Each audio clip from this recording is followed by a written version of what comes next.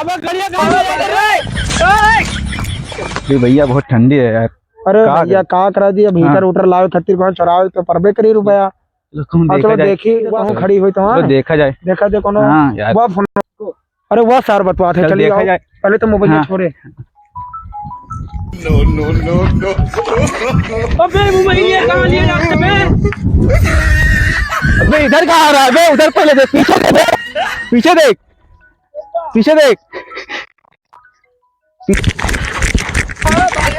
अबे गड़िया कहाँ लिए जाते रे?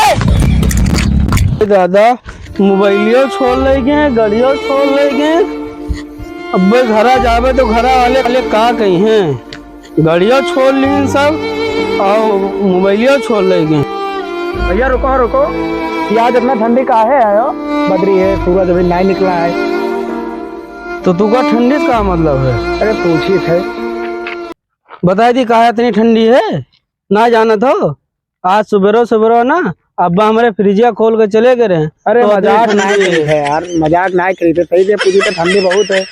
तो का है ना हम इन मिले हैं, तू और जाके नहीं पूछ सको तो आज का ठंडी। एक तो हमारे साला मोबाइल चुरा ले गए, गाड़ी चुरा ले गए, पे घरे वाले वैसे मरी हैं और तू आया यहाँ ठंडी पूछा तो और लोग से ना ठंडी पूछ सको तो बहुत समस्या ला दे जाता दादा। कहा बात बहुत, एक तो वैसे दिमाग खराब है।